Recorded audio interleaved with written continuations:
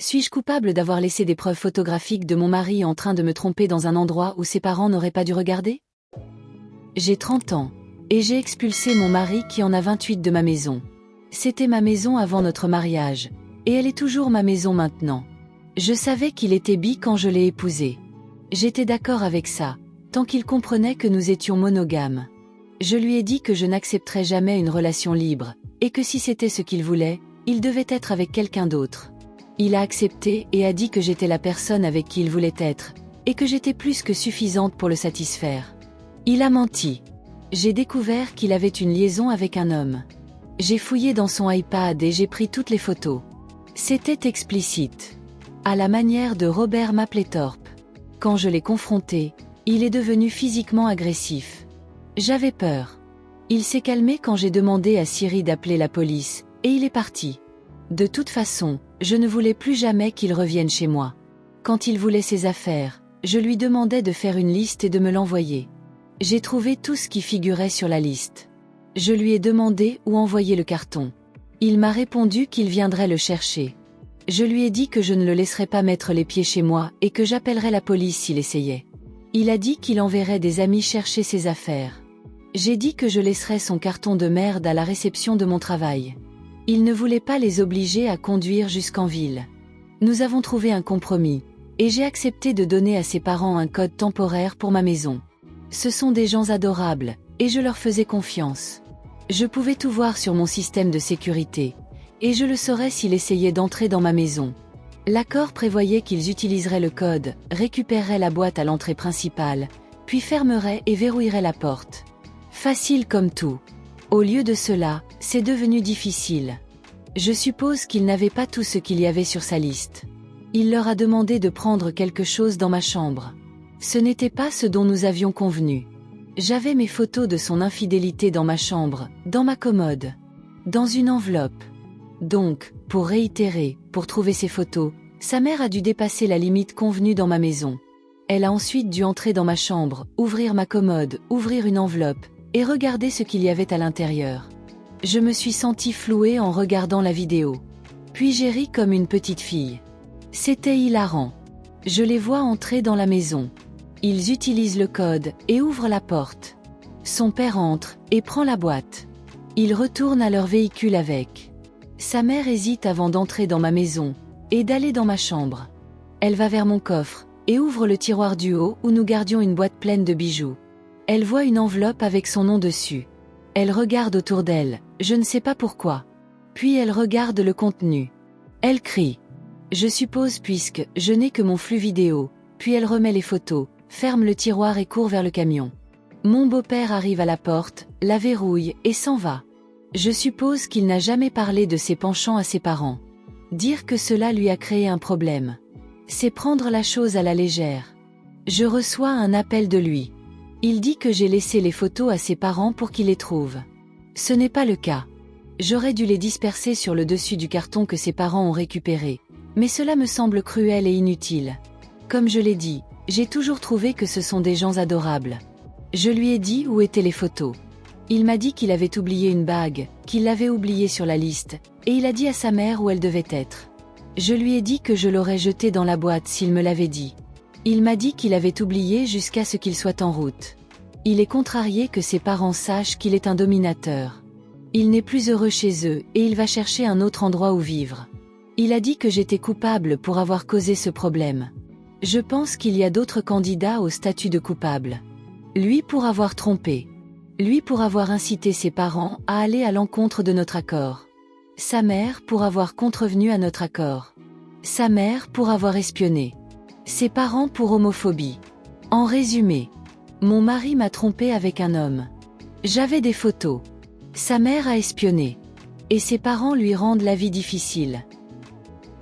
Écoutons les commentaires de la communauté et les réponses de l'auteur avant la fin de la vidéo. Non coupable. Sa mère a eu ce qu'elle méritait, pour être allée là où elle n'avait pas le droit d'aller. L'ex a eu ce qu'il méritait pour avoir été infidèle. Non coupable. Elle a espionné. J'espère que les photos étaient aussi explicites que vous le dites. Elles étaient anatomiques en détail. Non coupable. Honnêtement, On dirait qu'un service de livraison de karma s'est rendu à la bonne adresse. Vous avez posé des limites, ils ont décidé que ce n'était que des suggestions. Personne n'est à blâmer, à part leur propre curiosité. Quant à votre ex, l'infidélité ne va pas sans quelques mauvaises surprises. Restez forte, et gardez ces lignes de confidentialité claires. Non coupable. Storytime. Mon ex était mentalement instable. Toute sa famille est plutôt dérangée pour être honnête. Il est mort il y a environ 10 ans. Notre fils avait 18 ans à peine à l'époque, alors je l'ai aidé en tant qu'exécuteur testamentaire. Nous avons fait suivre le courrier de son père jusqu'ici, afin de pouvoir avertir les organismes de recouvrement et autres. Nous avons reçu du courrier pendant environ 3 jours, puis ça s'est arrêté. Nous avons appelé le bureau de poste, et on nous a dit que ma hors-la-loi de ex-belle-mère avait fait suivre le courrier chez elle. Nous le faisons réexpédier parce que mon fils est l'exécuteur testamentaire désigné par le tribunal, et qu'elle le sait. 3 jours plus tard, encore une fois, le courrier s'arrête. Pendant ce temps, nous rassemblons toutes les informations possibles sur la vie de mon ex. Il ne voyait notre fils que 1 à 2 fois par an et ne l'appelait jamais. Nous parvenons à trouver ses adresses électroniques et à déterminer les mots de passe. C'est là que je vois l'historique de ses achats sur eBay et que je constate que le vieux Condensel s'est acheté un flashlight et n'a pas encore été livré. Elle est envoyée à sa dernière adresse connue avant d'être transmise à... Vous l'avez deviné, sa mère. La prochaine fois que nous avons fait suivre le courrier, elle ne l'a pas fait suivre à son tour. Parfois, le karma fonctionne. Embrassez cette victoire. C'est fantastique. J'ai ri quand j'ai lu Flashlight. Non coupable, mais consultez votre avocat spécialisé dans les divorces pour savoir ce qu'il faut faire des photos, afin de ne pas tomber par inadvertance sous le coup de la loi sur le revenge porn. Elles sont maintenant déchiquetées. Mon avocat a des copies numériques de tout. J'espère que vous avez apprécié cette première histoire. Écoutons maintenant une deuxième histoire avec un petit ami jaloux. Attendez de voir de qui il est jaloux. Mon petit ami a volé mon collier, et l'a offert à sa sœur. Besoin de conseils sérieux car je suis perdue. Je suis avec mon petit ami, je l'appellerai Adam, depuis presque 1 an maintenant.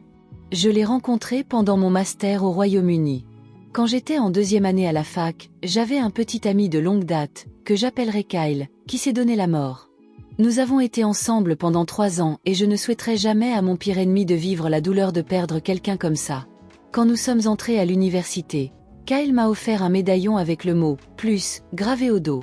C'était notre truc. Ça signifiait que c'était lui qui m'aimait le plus.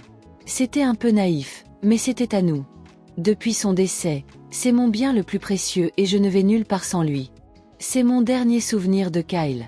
Après avoir terminé mes études et avoir lutté tout au long du processus, j'ai décidé que je devais quitter la ville où tout s'est passé et j'ai décidé d'étudier ma maîtrise au Royaume-Uni, où j'ai rencontré Adam. C'est la première personne que je me suis autorisée à aimer depuis la perte de Kyle. Et j'ai vraiment aimé notre relation jusqu'à maintenant. Si c'est vrai, je ne pourrai jamais lui pardonner. Adam a toujours été méfiant envers Kyle, posant des questions hypothétiques comme si Kyle était toujours en vie, serais-je avec lui, et ce que je préfère chez lui par rapport à Kyle, etc. J'esquive généralement les questions et ne lui donne jamais de réponse car je ne cautionne pas ce type de questions et je ne veux pas y contribuer. Nous avons également eu plusieurs conversations concernant les propos négatifs d'Adam à propos de Kyle. Il n'aime pas non plus que je publie des posts sur Kyle le jour de son anniversaire, de son décès ou de mes journées difficiles. Il voit cela comme si je ne l'aimais pas et je suis toujours obsédée par Kyle. Peu importe le temps qui passe et l'amour que j'ai pour Adam, Kyle a été mon premier amour et sa vie a été écourtée. Il était aussi mon meilleur ami. Je pleurerai sa mort pour toujours, même si j'ai tourné la page sur ma vie amoureuse. Il sait à quel point ce collier de Kyle signifie pour moi et à quel point j'ai été dévastée ces 2 dernières semaines à le chercher frénétiquement dans notre appartement. Un jour, j'ai pris une douche et j'ai posé le collier à la même place que d'habitude.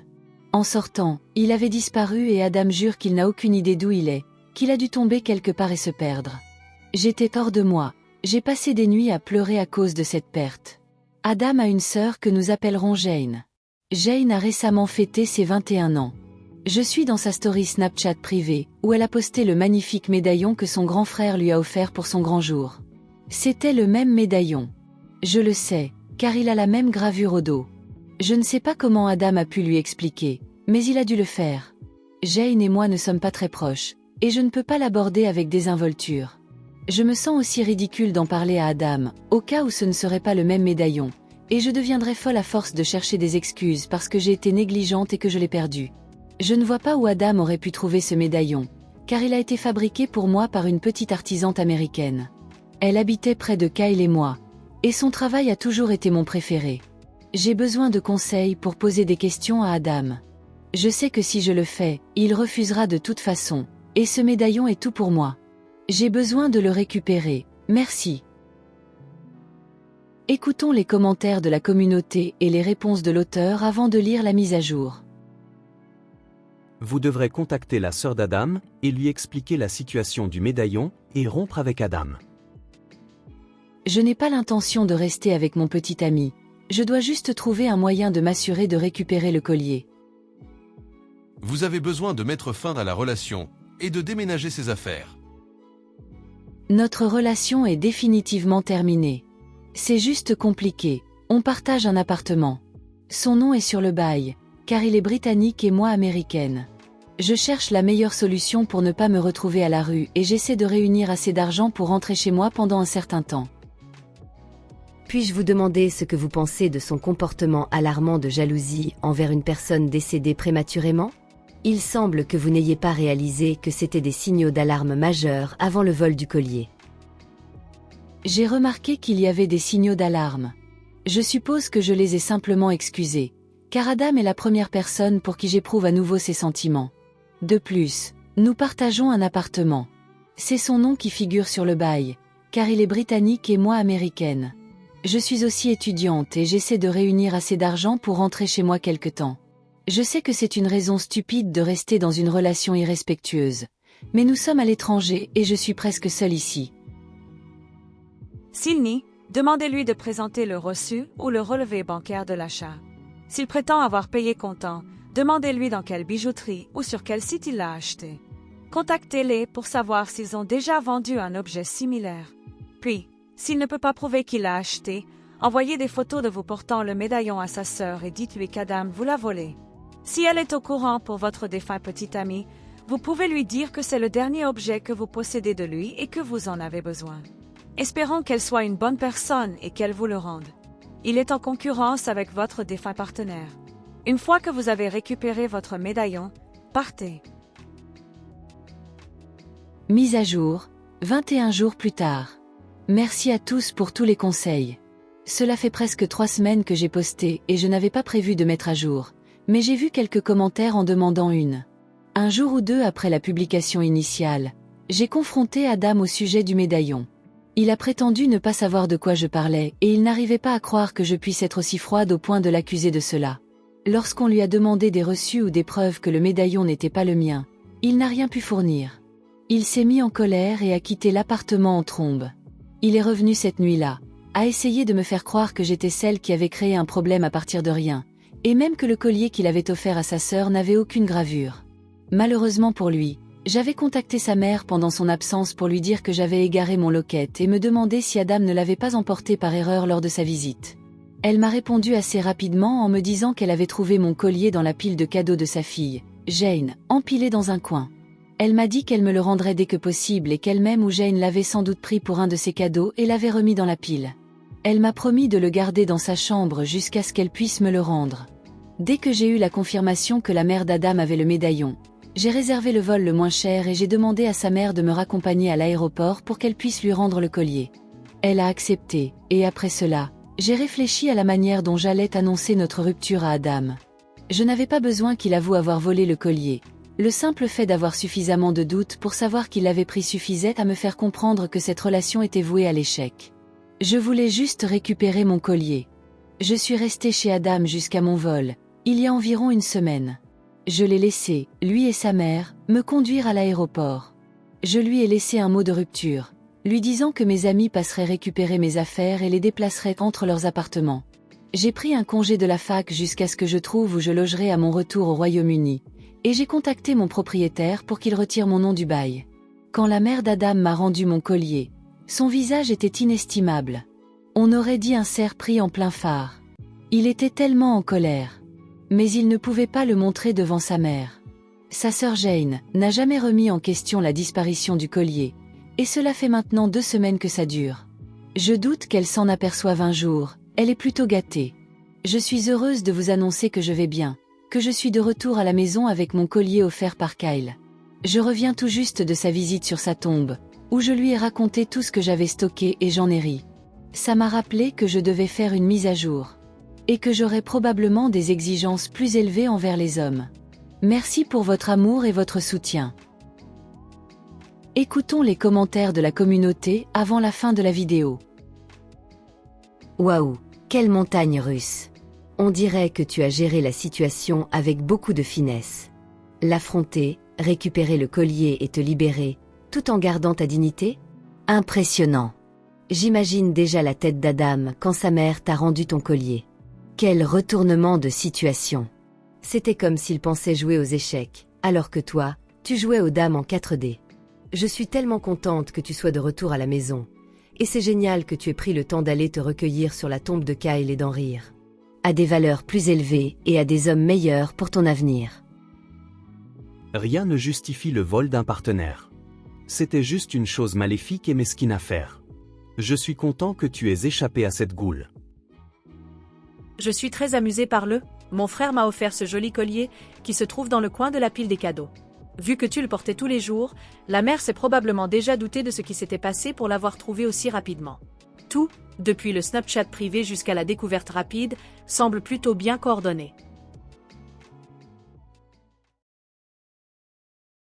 J'espère que vous avez apprécié cette deuxième histoire. Écoutons maintenant la dernière histoire d'un petit ami blagueur, très sombre. J'ai rompu avec mon petit ami parce qu'il n'arrêtait pas de plaisanter sur le fait de m'éliminer.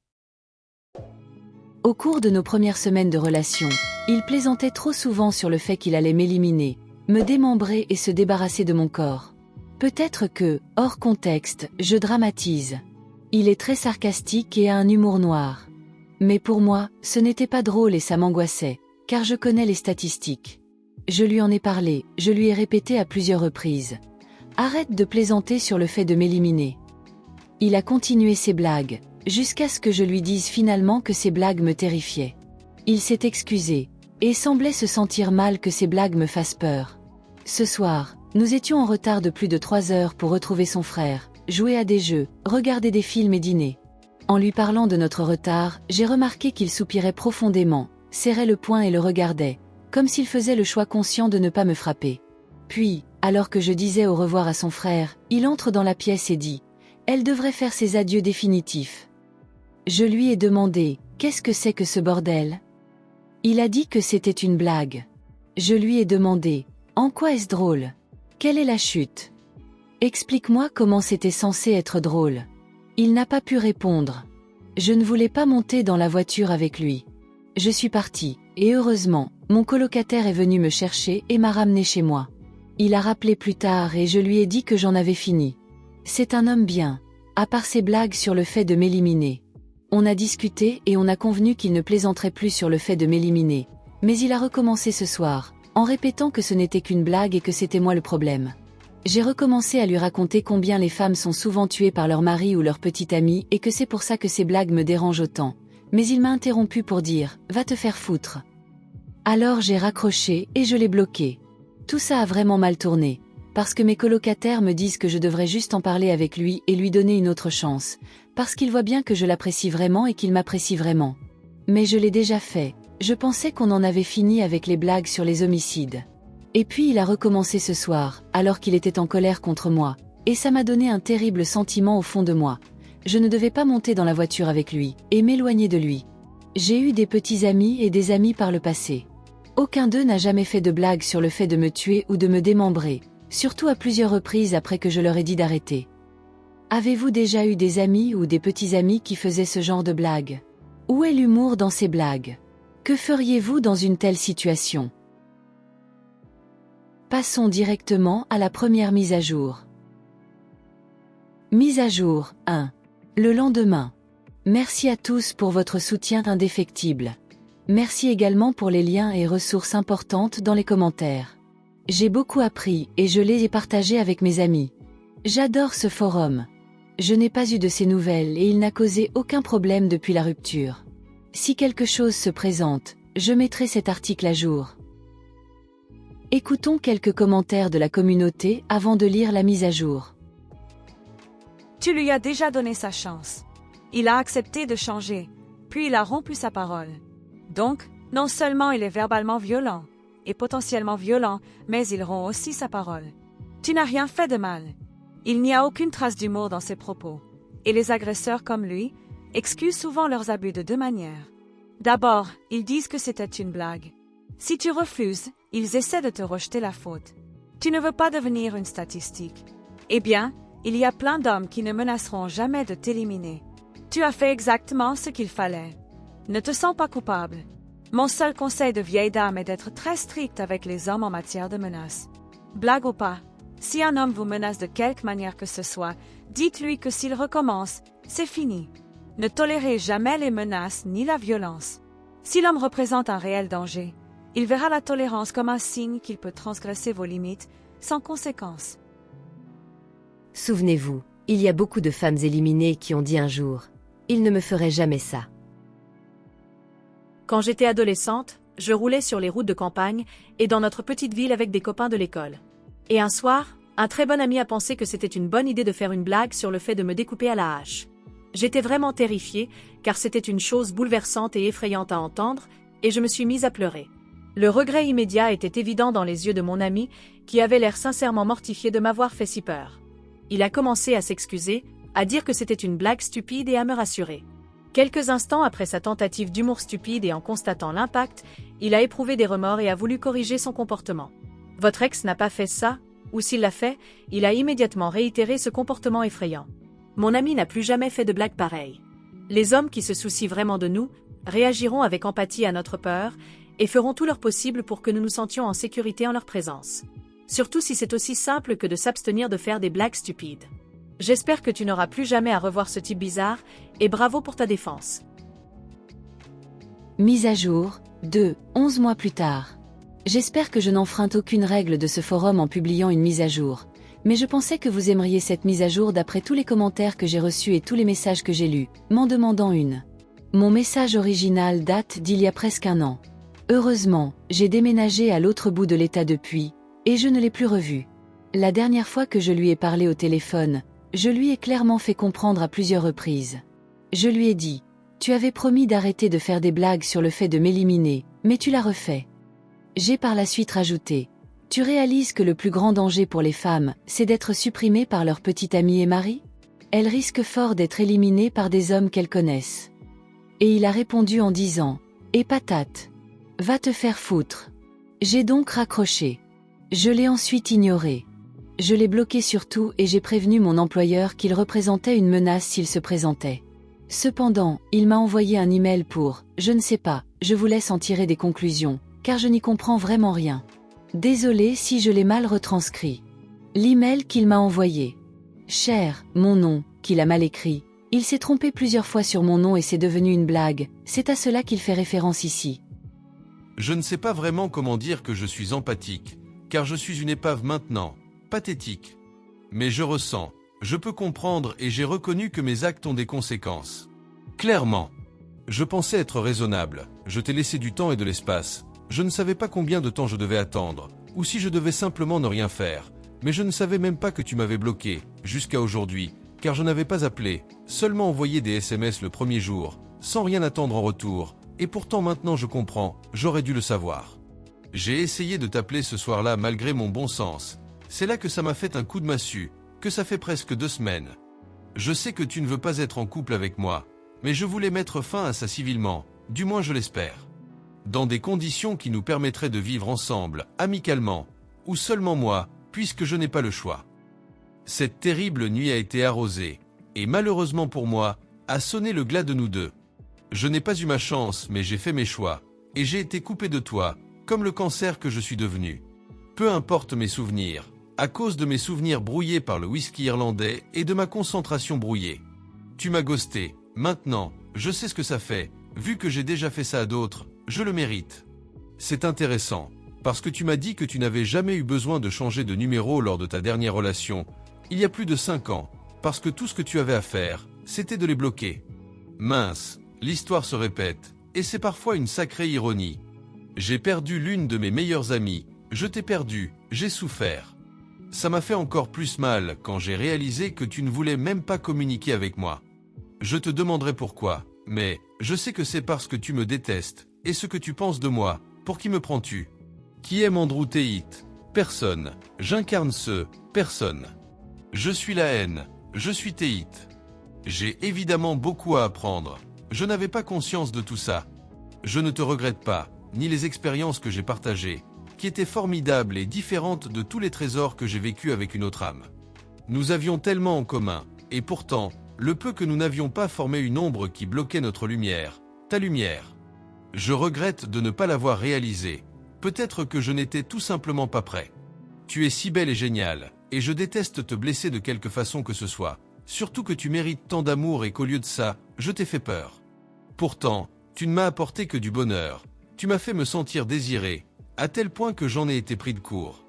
Je n'avais pas été aussi heureux depuis très longtemps et c'est peut-être pour ça que je suis tombé amoureux de toi si fort et si vite, car j'étais dans le noir depuis des années, et ton essence m'a fait planer comme un cerf-volant. J'ai pu voir le ciel pour une fois, je volais. J'étais cloué au sol depuis que j'avais perdu mes ailes, quelques années auparavant, et cela se voyait. Je commençais à m'enfoncer dans les sables du temps, dans des bouteilles, dans des portes, noyé par mes peurs. Mon frère a perdu une amie à cause de moi, je t'ai perdu à cause de moi. Je suis peut-être quelqu'un de bien qui fait des bêtises, mais j'ai fait du mal à quelqu'un de bien. Ça me fait peur de penser que quand on se croisera, et c'est inévitable, vu la petite ville, tu me craindras.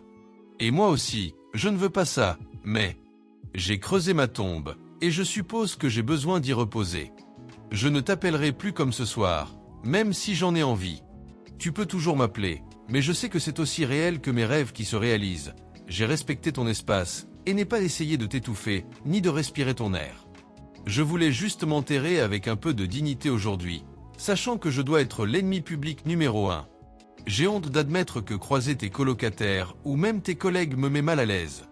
C'est vrai, pour moi-même et pour toi. Je suis désolé, je ne sais pas quoi dire d'autre. Je sais que tu trouveras quelqu'un tôt ou tard, qui te traitera avec respect, et te fera te sentir aimé. Je ne suis pas lui, j'ai échoué, mais tu trouveras. Même si je ne veux pas y penser, et tu le mérites, même si je ne m'y suis pas engagé. Je sais que tu penses que je ne t'aime pas. Tu peux me ghoster, tu peux ne pas répondre, je ne pense pas que tu le feras de toute façon, peut-être que tu ne liras même pas ceci, ce qui n'est pas grave. J'avais besoin de dire ma paix au repos en mer. Mais tu ne peux pas m'enlever ce que j'ai ressenti. Ou ce que je ressens tout court. Peut-être que c'était le problème, j'étais trop.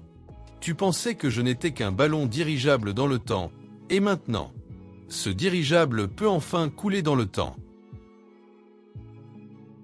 Merci pour tout votre soutien, j'adore ce forum. Il ne me reverra jamais. Maintenant je vis dans une nouvelle ville, dans une nouvelle maison, et avec un homme formidable qui me respecte et m'apprécie. Écoutons les commentaires de la communauté et les réponses de l'auteur avant la fin de la vidéo. Les gens disent que cet homme est sociopathe, psychopathe, un narcissique. Pour moi, il ressemble à un garçon ordinaire qui essaie d'exprimer ses émotions pour la première fois. Je ne sais pas quel âge il a, mais on dirait les lettres de mon premier petit ami à 20 ans. Il essaie d'être poétique et drôle, mais échoue dans les deux. Et il ne fait que vomir ses émotions sans les comprendre pleinement. Ouais, c'est juste un type normal qui apprend pour la première fois que ses actes ont des conséquences. Il a environ 40 ans. Je suis ravi que tu sois en sécurité. Je me suis demandé comment tu allais de temps en temps. Merci. Je vais très bien. Cela me rappelle la réaction d'un ex, il y a de nombreuses années, lorsque j'ai rompu avec lui. J'ai rompu avec lui parce que j'avais ce pressentiment étrange que je ne me sentais pas à l'aise seule avec lui et qu'il devenait très possessif et un peu manipulateur. Une amie proche de la famille, hésitante, m'a même contactée pour me confier qu'elle ne savait pas pourquoi, mais qu'elle s'inquiétait de me voir seule avec lui. Il a réagi par SMS en utilisant toutes les tactiques de manipulation possibles. Il m'a dit qu'il pleurait et me demandait de le reprendre, m'a dit que je l'avais simplement exploité et que j'étais une menteuse. Et m'a dit qu'il ne savait pas comment il allait continuer sa vie. Sa réaction m'a fait comprendre que j'avais absolument fait le bon choix. Merci pour le partage. Il est si important de faire confiance à son instinct. Le fait qu'il parle d'alcool rend la chose logique. Raison de plus pour le bloquer. S'il fait ses blagues en état d'ébriété, il y a de fortes chances qu'il ait réellement fantasmé sur le fait de vous éliminer et de vous démembrer vous ou quelqu'un d'autre. La plupart du temps, quand il faisait des blagues, il était totalement sobre. J'ai lu votre premier message. La phase de rencontre est celle où l'on apprend à connaître quelqu'un. Prenez votre temps pour le faire avant de vous engager davantage. C'est un fou. Je doute qu'il ait ghosté qui que ce soit. Et il essaie de dire des choses qui le mettent en valeur. Nous n'avons pas été ensemble longtemps. Au début, j'étais attirée par lui parce qu'il était joyeux, heureux, charismatique, gentil, attentionné et beau. Puis le masque est tombé. L'ombre qui a bloqué notre lumière, votre lumière. Suis-je la seule à y voir une nouvelle menace de mort? Bloquez la lumière avec des majuscules, sous-entendant qu'elle sera éteinte. S'il vous plaît, ne baissez pas la garde et soyez prudente. Waouh, tu as tout à fait raison. Je n'y avais pas pensé jusqu'à maintenant. Merci d'avoir écouté cette story. Faites-le moi savoir dans les commentaires si vous êtes d'accord avec la communauté. Qu'auriez-vous fait dans cette situation? Et pour ceux qui sont restés jusqu'à la fin, je vous en remercie. Si vous aimez ce type de contenu, n'hésitez pas à mettre un pouce j'aime à la vidéo, et à vous abonner si vous ne l'avez pas déjà fait. Prenez soin de vous et de vos proches. À très bientôt.